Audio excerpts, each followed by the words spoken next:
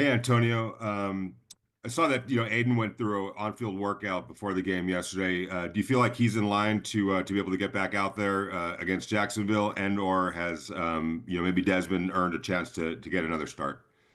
Yeah, he had a good workout. Just wasn't there quite yet to put him out there in that position. So we kept him as emergency quarterback, and I would say he's trending upwards to playing this week. AP, as you watch these losses all come for multiplicity of reasons, is there something behind the multiple different reasons that you're putting your finger on and identifying? The number one problem is turnovers.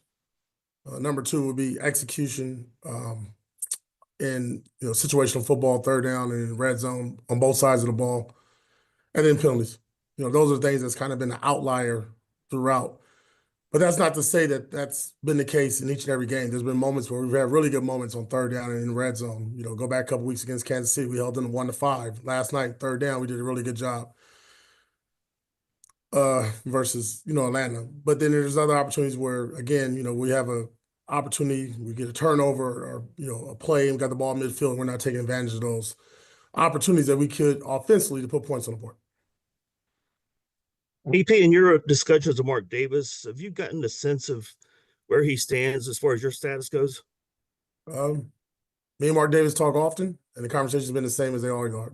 Very positive.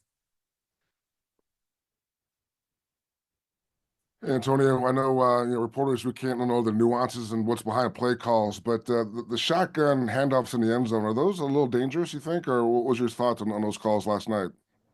That was the call. That was the plan. That's what we had worked on throughout the week. Each quarterback is different, and that's what we went into the game with.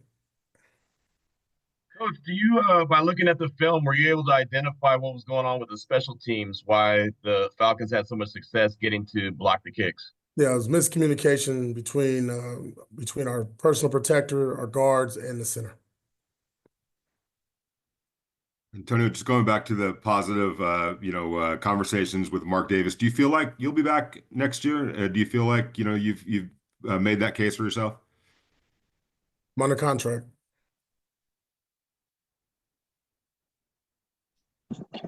Hey, Antonio, I know you were pretty short-handed on the defensive line yesterday, but Jonah Laulu, a local kid, had a pretty big night on Monday Night Football. What do you think of how he played?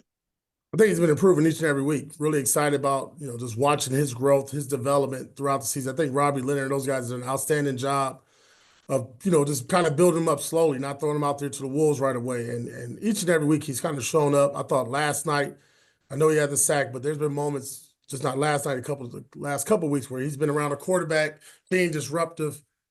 He's really has a unique knack of rushing the passer. That's kind of probably his thing that he's the best at right now.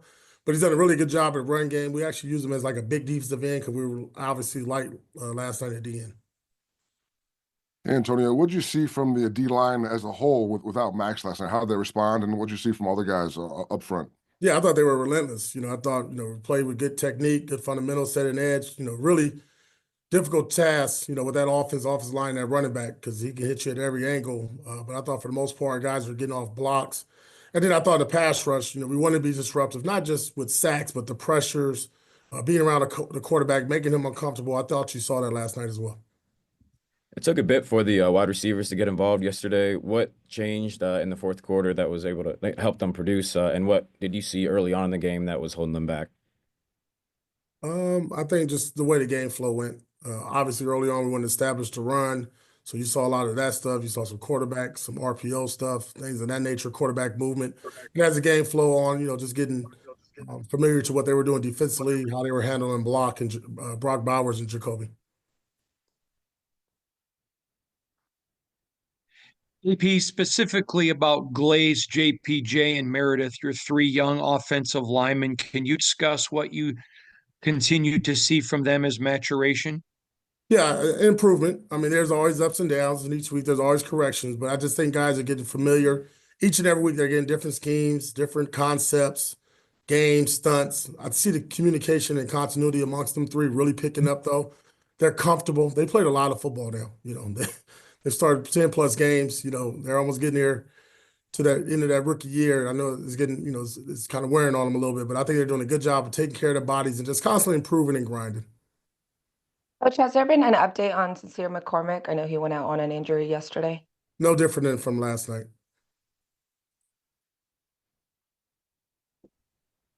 Yeah, Coach, you talked about the miscommunication on the punt team, but there was only 10 guys on the field for the extra point. I guess how does that happen at this point in the season? What happened there?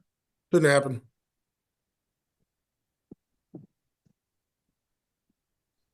All right, Coach. I think we're all set. All right. Thank you guys. Have a good Thanks, one. everyone.